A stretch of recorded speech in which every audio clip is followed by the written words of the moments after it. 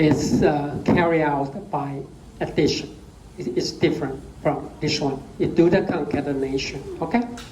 So for concatenation, so that the output channel can be different, it doesn't matter, right? You just put them all together, okay? So basically, you have two types of skip conversion. One is go for addition, the other one go for the concatenation 串接或是加总。可是加总是一定要注意，那个 channel 数不同的话，你一定要经过一个1乘1的运作才能够做加总。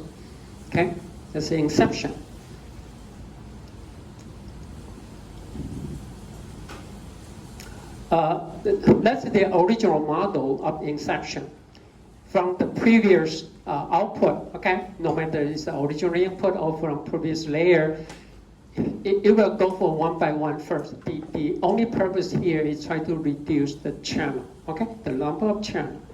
You don't have to do that up to your application and the data size you have. Then also you go for max pooling, okay. The size is 3 by 3 is quite different from the default, which is 2 by 2 with a stride of 2.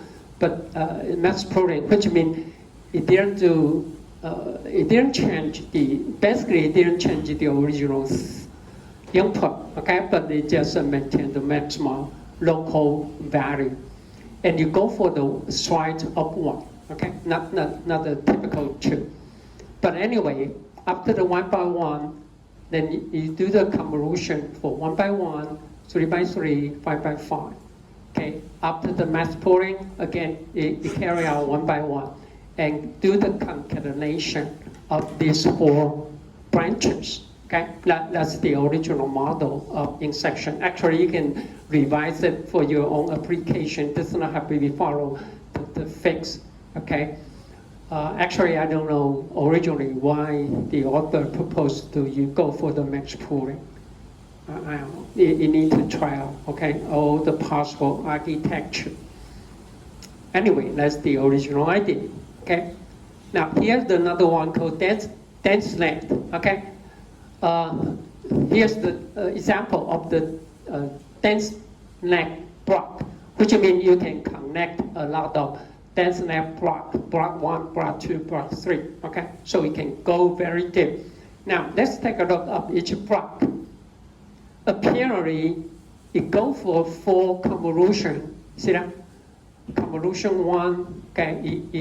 You do the batch normalization, activation function is rule, okay? Convolutional 1, convolutional 2, convolutional 3, convolutional 4, and then the transaction layer. As I just mentioned, the transaction layer is nothing but basically it's a 1 by 1. 1 by 1 convolution, try to reduce the number of channels. That's it. Back to the residual length. You go for the convolution 1, convolution 2, and skip connection with the original input. But here, it's quite different. Here, let's take the last convolution layer here. Okay, the last convolution layer here. Okay, before you output from the block, you will take the input from the previous layer and all previous layer, not just the previous layer, okay, but all the, see the connection here, see that? 1, from 2, from here, and from here, okay, put all,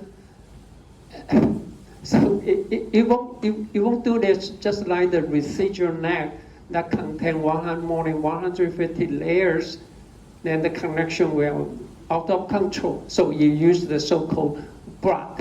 Okay, each block contains 4 convolution. It means what? All the input, you will take the input, you will take all the output from previous layer as the input. You do the concatenation here, okay? Do the concatenation from all the output in the previous layer. So for this case here, then see that? You will take the original output, okay? Then we do the convolution, then the output. And also for the second convolution here, you will also take the output from the original input. Okay, so that's all it does. The computation time could be longer. Okay, however, is basically is very effective. Okay, because you will maintain all the information in the previous layer, not just the last layer, but all the previous layer. Okay, but most of the cases we simply just use four. Okay, four layer in a block. Okay, which means you will take the four convolution layer, all the output from the four convolution layer. That's it. And after that, because you do the concatenation, the number of channel will increase significantly. So after that, okay, before you input to the next block, we go for a one by one. Okay, we go for the one by one channel to reduce the number of channel to make it more manageable. Okay, much easier to train, and also it will reduce the number of parameters. Okay, and remember, if the input size is 3 by 3, which is 9,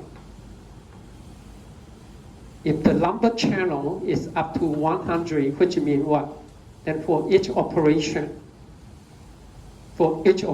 and then you use, suppose you use 10, okay? You use 10 filter, then how many parameter you have? 900, 9,000. Okay. And usually you will have more than 10 filters. So the computation load is quite high. Okay, so that's the one of the reasons after the output you were connected to a one by one transaction to reduce the number of channels. Okay, so let's go so-called the dense net. Okay, you can apply for image, especially for segmentation. You can also apply for time series data. Okay, to segment. For example, the anomaly. Okay, the location for anomaly. For example, for your assignment number 2 as SPC, you can use this to identify the mean shift upward or mean shift downward. Okay, you can have something like that. Okay, that's a dense net. Okay.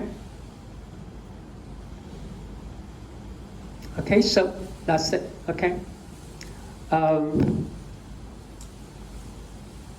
skip this, but anyway, convolution next one is also proposed by He. The only difference is here it is the so-called inverse bottleneck. Okay, that's the usual way we go for the convolution. Okay, a bottleneck. Okay, for example, we use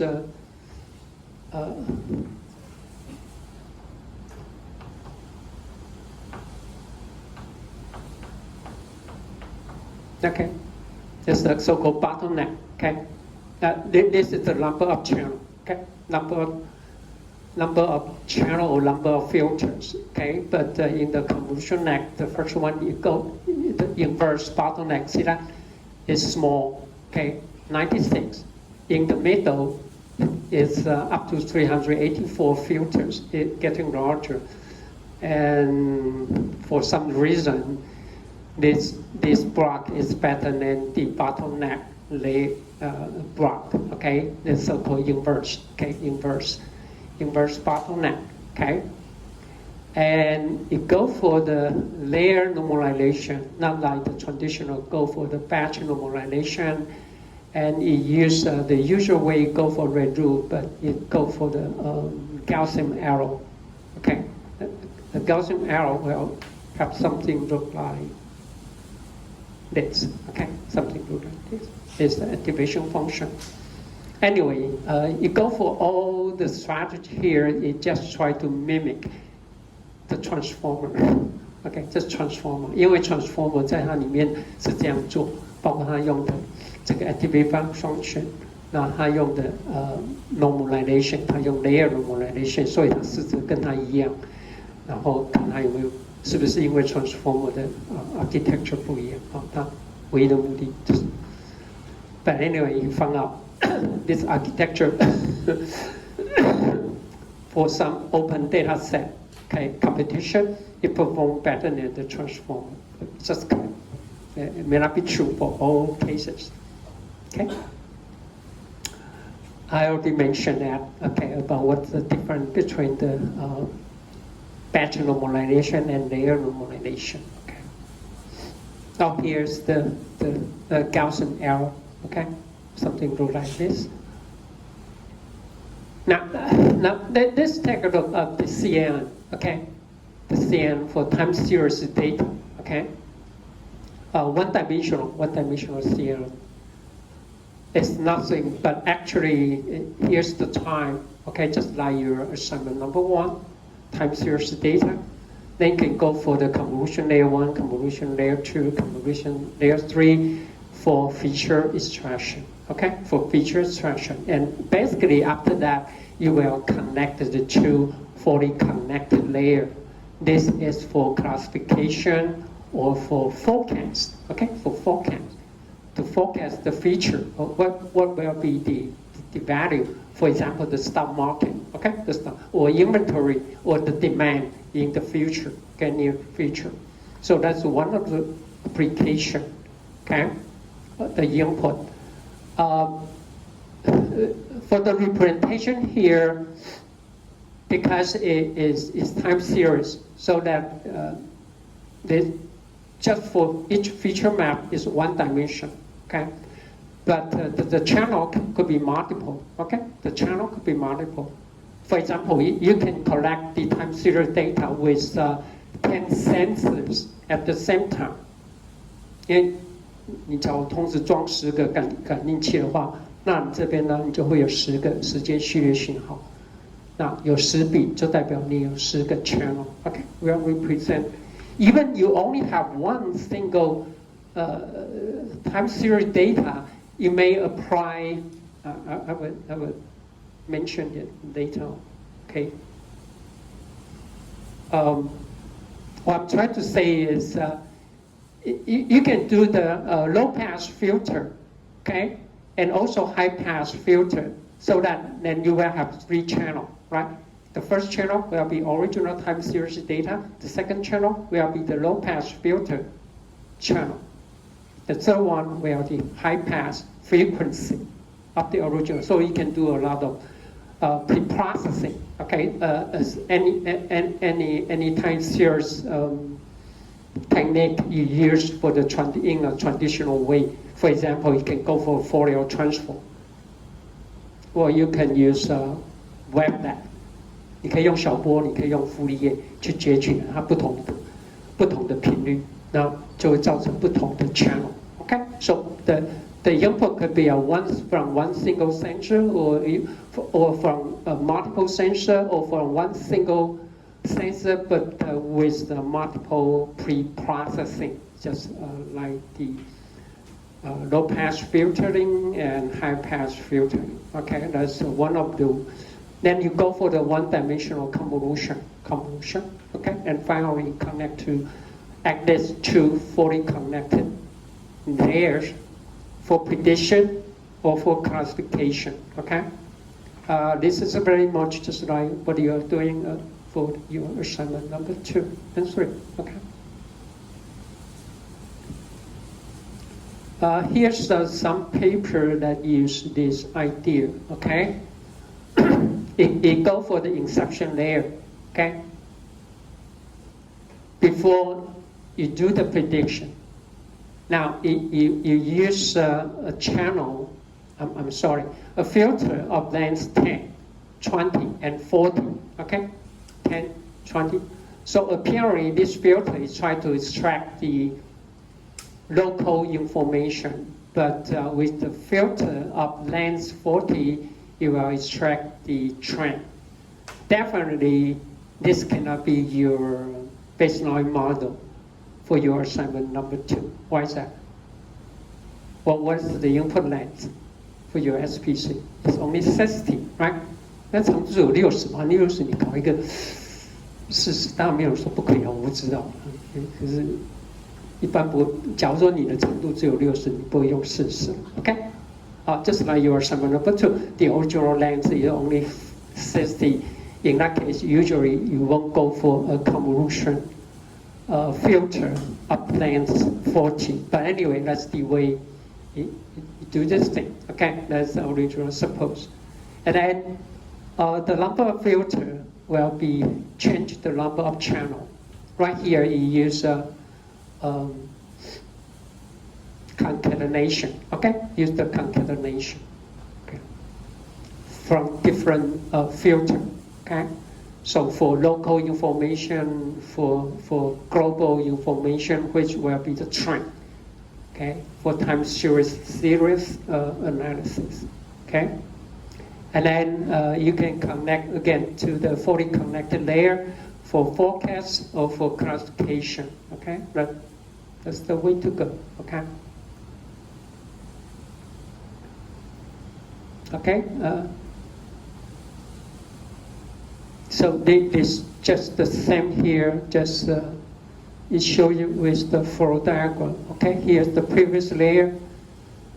Then you do the one. Actually, if you're not quite comfortable with one, it means a 1 by 1. Okay, 1 because time series data 1, the length 1 with a stripe of 1. Then you go for the max pooling. Okay, 3. Just exactly like the one inception. Okay. That's it adapted the model, okay, from the inception. Then you go for the convolution with the filter length of 10, 20, and 40, okay? Then mass pooling after the output, then you go for the 1, okay, 1 by 1 convolution with the stripe of 1. And then you do the concatenation, okay?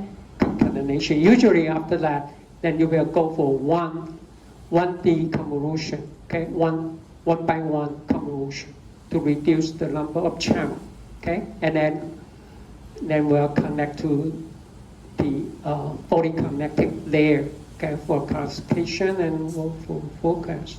Okay, that's another application with the inception model, okay, or module for time series data, okay? Okay, any question? Okay, good. Okay, so what I'm trying to say is you can change any baseline model to fit your application, okay? And don't forget, you can always use the skip connection, okay? By element-wise addition or concatenation. Or even for some application, you can use multiplication. 你可以用乘的哦。那个 skip connection 你可以用乘的，看哪一个效果比较好。不过一般常用的大概就这两个啊 ，addition or concatenation, okay? But for some application, you can use multiplication, okay? Okay, we already see this section. This is the receiver for inception time, okay?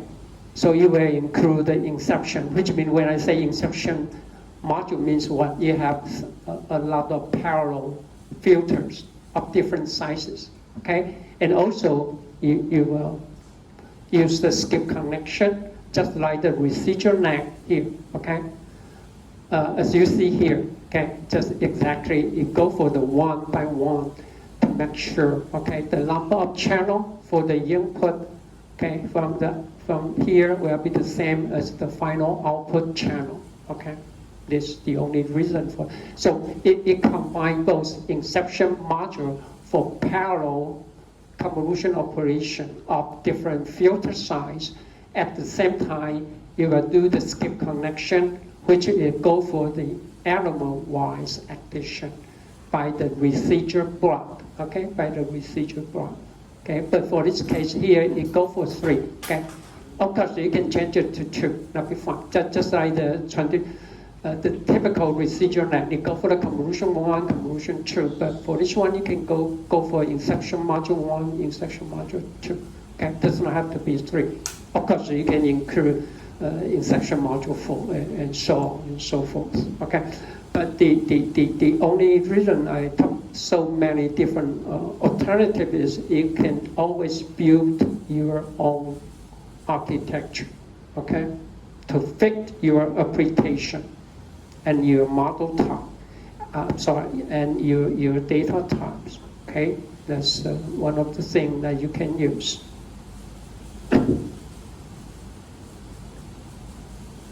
Here give you another example here, okay? I just mentioned the input from one sensor, okay? So you can use the original information as channel 1. And here you can use multiple frequency. You can do the smoothing. When I say smoothing, it apply low pass filtering, okay? Low pass filter, 用低通滤波, 低通滤波, okay? You can use average, for example, okay? Just by average, or you can take the weighted average, or the smoothing, you can go for the Fourier transform to extract the low frequency, or you can go for the YuanZe, okay? Transformation, because YuanZe is a multi-scale, multi-time domain, okay? Or you can use EMD, okay, empirical mode decomposition, okay? EMD 早期很红，现在忽然没有人在谈，我不知道为什么。EMD, okay. Anyway, or you can do the downsampling. That's exactly what I asked you to do for assignment number 3, number 2, okay. I asked you to use the max pooling or average pooling, try to reduce the dimension, right? So that you can have a multiple scale, okay? The original scale is try to look for the local information. But in the low-reach solution, you try to look for the global trend, okay, global trend. So you can put all of them, okay, concatenate them all together, or for each signal, you can go for some convolution plus pooling. Then you do the concatenation and then connect it to more convolution layer or MLP and do something. Anyway, you can do some. For one single input signal, you can do some pre-processing. Okay, that's what I'm trying to say. For example, if you have a vector value data like this, x1 could mean the weight, x2 could mean the height, and so on. Okay, you have a lot of, you want to forecast something, okay, or classify the patient, what could be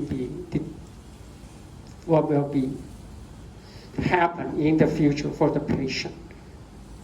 There's one very important index called BMI, right? Anyone know what I'm saying? BMI, body mass index, okay, BMI. Well, how we define the BMI? The weight in kilogram, height in meters, right? Right. That's a square.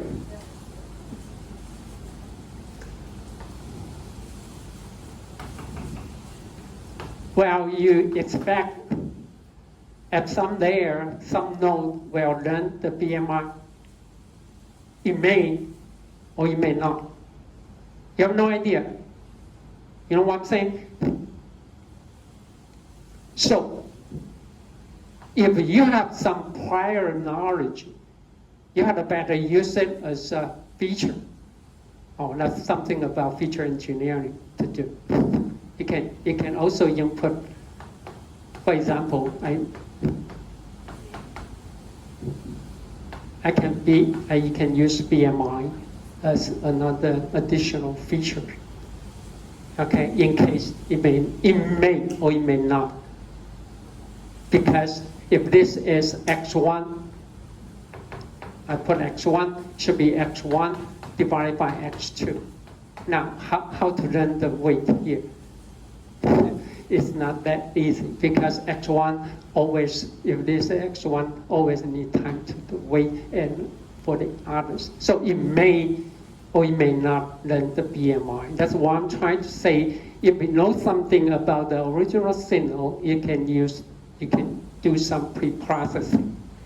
If you do use it, then your model will utilize this information automatically. Especially what I'm trying to say, after concatenation, usually you will go for one by one, right? One by one convolution. Then you will try to put the attention for some very specific channel, okay? For example, the low pass filter is more important than any other signal. Then this low pass filter might obtain a large weight for that. Okay, so this is a good example for feature engineering. If you have some prior information or you do know something that could be a good index, why don't you just put it as additional input? You don't need to wait until the model can, and hopefully it can learn something, right? But it may or it may not, okay? But that's something you can learn here. And also for the time series data, you can just go for the Fourier transform, or wet lab transform, okay? Or EMD, empirical mode decomposition, or low pass filter, high pass filter, anything else. You can just use, so you can take this as a multiple channel, or you can handle each individual process signal to each individual branch, okay? And then after that, you do the concatenation and reduce the depth, okay? Reduce the channel, number of channel by one, okay? Filter, okay?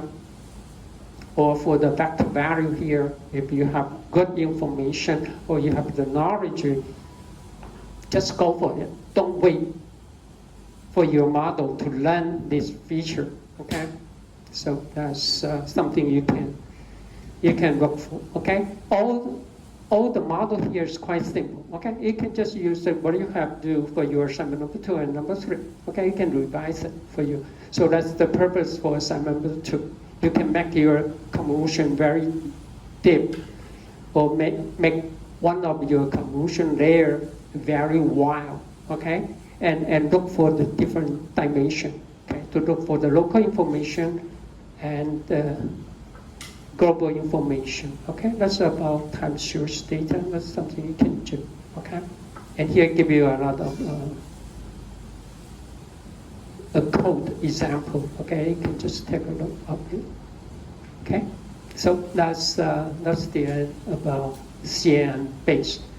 Don't forget, always try, you can use skip connection, okay? You can use skip connection with element-wise addition or with the concatenation. It's quite simple, especially when you use a Keras code. It's quite simple to add all the functions you need into your model, okay? So that's it.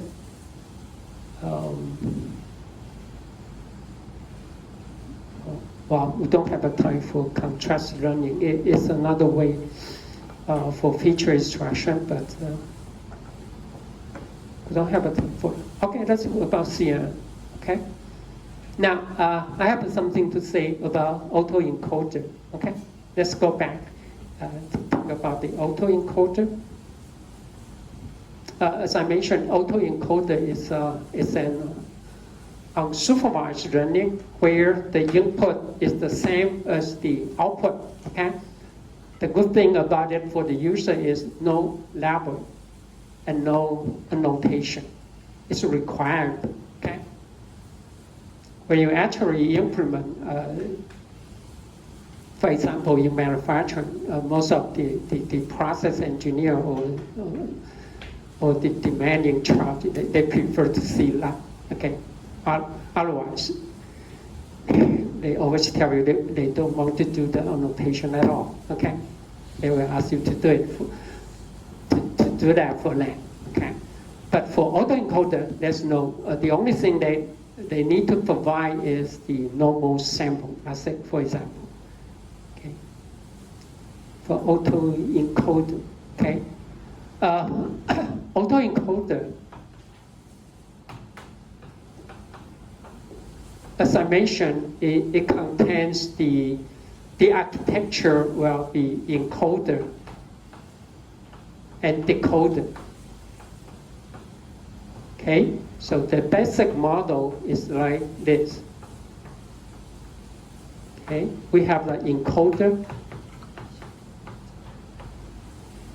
and decoder. And right here we have the representative features. Okay. Now, for autoencoder, especially for anomaly detection, we expect the output, okay, should be the same as the input. Okay. So here's our loss function. It's simply given by the input, right? The difference and the output. Okay, that's what we expected. You can apply this, okay, to learn the features, okay, the features. So, if this is the convolutional autoencoder, or even it can be a MLP, that'd be fine. Okay, we just try to minimize what? The reconstruction error, okay, no matter the input. Or we can use as missing data, right? So even the input the structure could be a MLP, okay, or Xian, or transformer, or LSTM, that'd be fine, okay? But if we go for the VAE, okay, as we discussed last week, okay, variational autoencoder, then you need to further include what? The Carroll divergence, okay, which is the relative, okay, relative entropy. That will be given the input X, okay, what should be the distribution of the latent variable, and try to minimize, okay, the difference between, okay, this the posterior probability given we observe something about the input X, and then what should be the representative feature. And for our application, we simply assume this will be a standard normal distribution, right? A normal distribution, zero mean, and is the covariance matrix is an identity matrix. Okay, that's something, so that we will make the problem much could be trackable. Okay, it can be a computational. Okay, and for the posterior, we usually are represented by a neural network. Okay, you are represented by a neural network. Given X, we try to estimate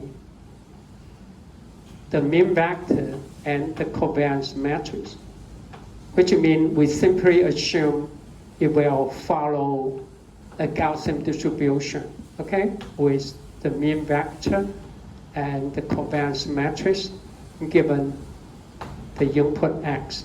Okay, and for implementation, we simply use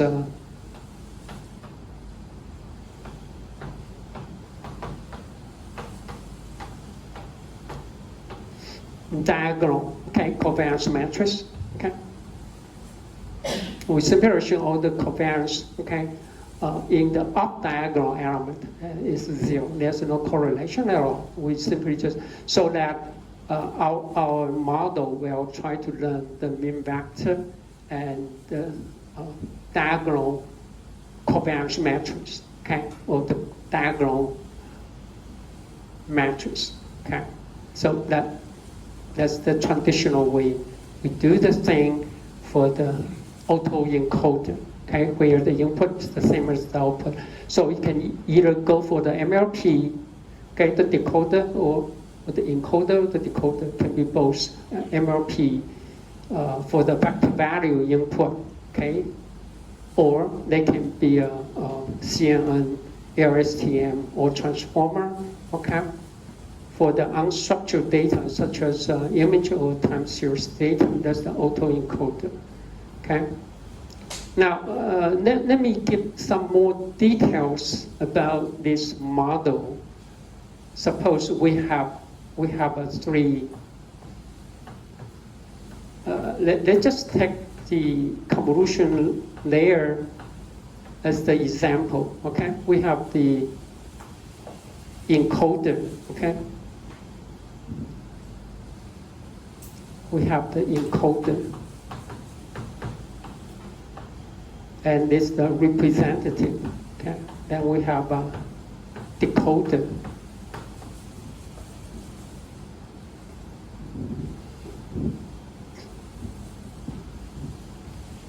Okay. So that's the basic way, okay, or the architecture for CAE, convolutional autoencoder or variational autoencoder. They have the structure like this. Okay, encoder, okay, Latin variable, oh, I'm sorry, one is missing, okay, we have a 3 layer, okay, and this is the decoder. Now, remember when we talk about the residual lag or the CNN, we talk about 2 types of skip connection, right? You can use skip connection. Remember? Element-wise addition for residual length, right? Okay, or you can do the concatenation, okay, for dense net, for example. Now, exactly the same encoder-decoder architecture. Now I can put it. I can show it top down. Okay. Here's the X. This is the encoder. I put it in another way. Okay.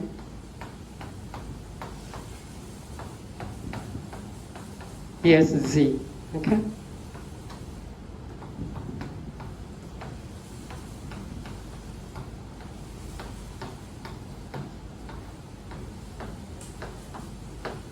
They are the same, right? The model is the same. Everyone following? They both are exactly the same. Now, I'm going to introduce the skip connection.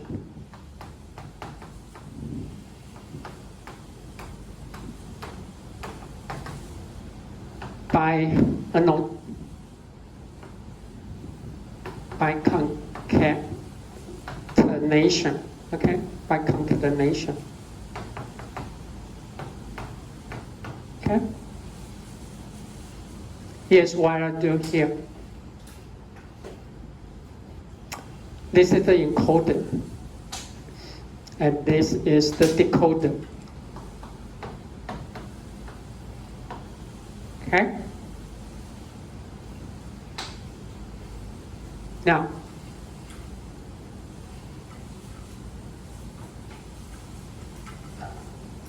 I use this notation for concatenation, which means concatenate the output from the encoder. Then I do the concatenation with the output in the same layer, corresponding layer in the decoder. Okay, the same here. I do the concatenation. Okay, the same here.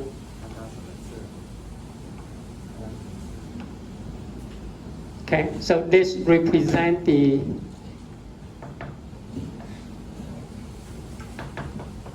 concatenation. Okay, you know what I'm saying, right? Concatenation, just put an O together. Okay, just put an O together. So you will increase the number of channels. Well, as some of you have learned this in machine learning, machine vision. This is the famous U-net, okay? But why call U-net? Because it looks like the U shape. Okay. 为什么叫 U-net? 因为长得是 U shape. Okay, so this is the U-net. This is the U-net model called UNet model. Okay. Because in UNet,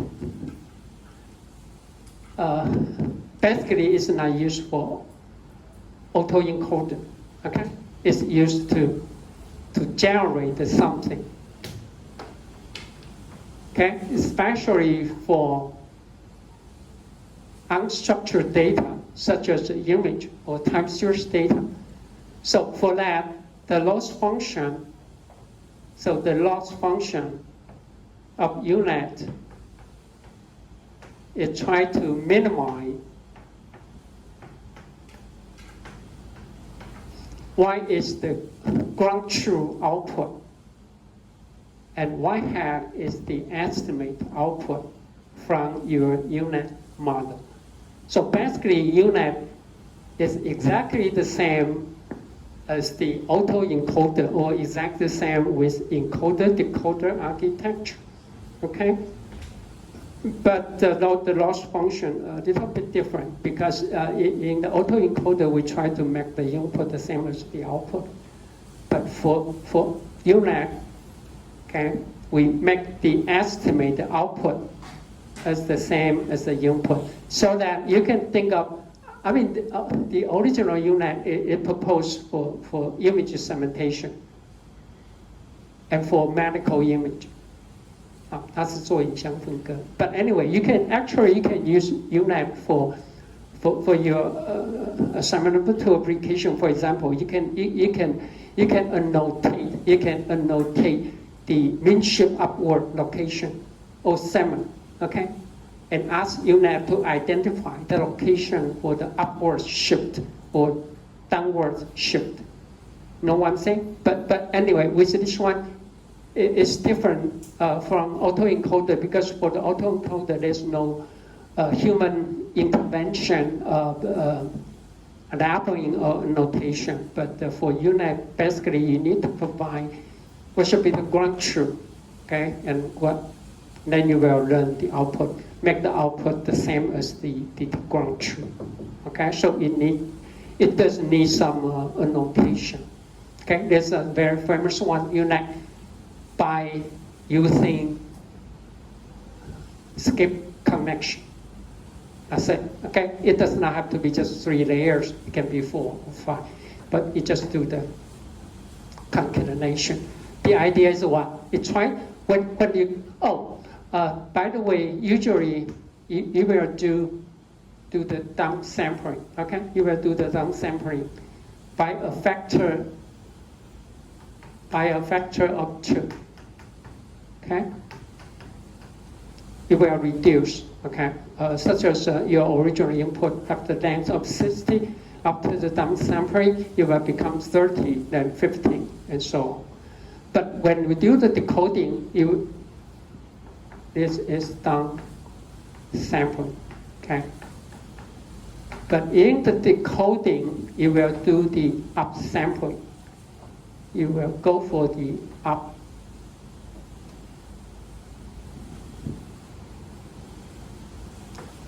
sampling. Again, by a factor, then you will double the length.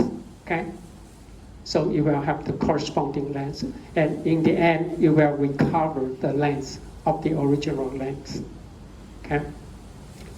So actually, UNet it can be used as the so-called image-to-image translation.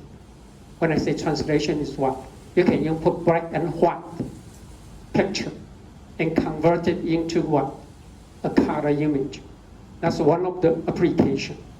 有人可以输入是黑白影像，然后你输出彩色影像。Of course, you need a lot of training sample. Then you will learn. Whenever you look for the sky, you will know the transform color could be what? To be blue. Okay? That's how you learn the transformation. Or you input a picture, then you might transfer into a Picasso's painting style. Okay? Because UNet could be just one of the applications. They are better model for image generation. Anyway, you can use this for your time series data to generate your time series data. As I mentioned, the data imbalance problem, you can use VAE, okay, by manipulate the Z. Then you can create a lot of different synthesize. And this could be also true, okay? You can train the model. So whenever you input some X, then you will create something you want, okay? For example, you train the mean shift upward, okay? And after that, you can input any random number. Then you will convert this random number into an upward shift SPC. Everyone follow me? 好，你知道基本上它可以用来是一个生成器啊，它本身是 you can think of this as a generator, okay? But anyway, you need to provide something you need, you want, okay, and try to minimize the difference, okay, between the forecast or the reconstructed, okay, data with the ground truth, okay? So this is, you can think of this as unit by concatenation.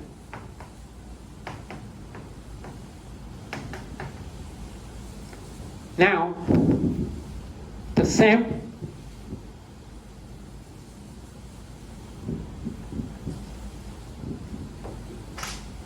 architecture, encoder decoder, we are going to use addition skip connection. Okay, this is go for top down. Now we are going for bottom up. Okay, from bottom up. X from here.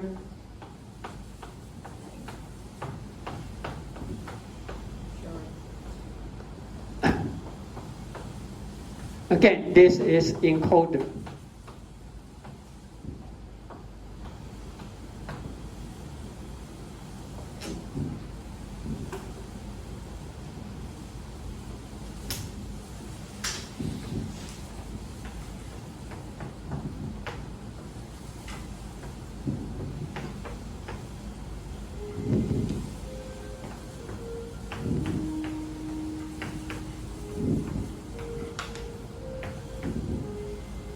Well, actually, for this we don't use it. Okay.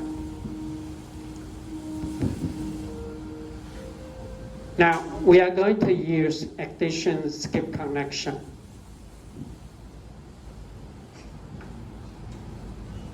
Okay. Yes. Should put it here.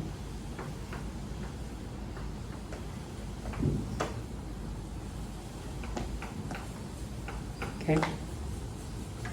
We use this not concatenation, but with the addition, so that you have to make sure the output, okay, of the number of channels should be the same as the input here. Okay.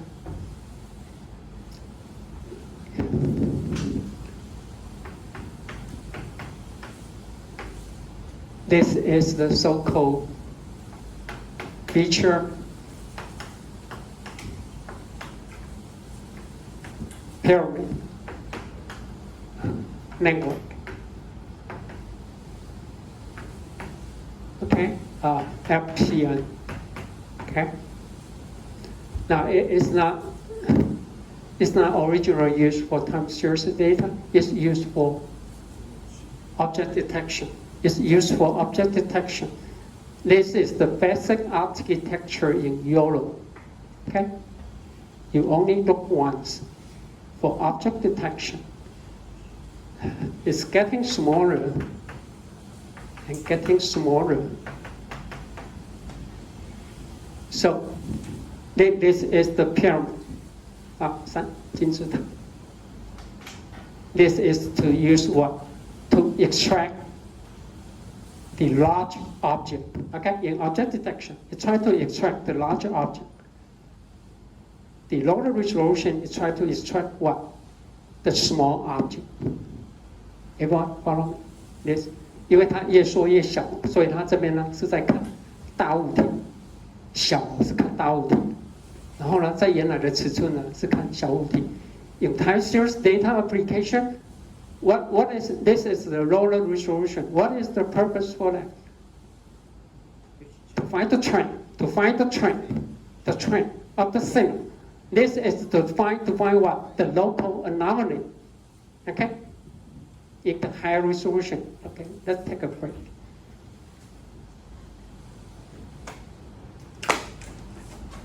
But the basic model is the same, encoded and not same. Okay?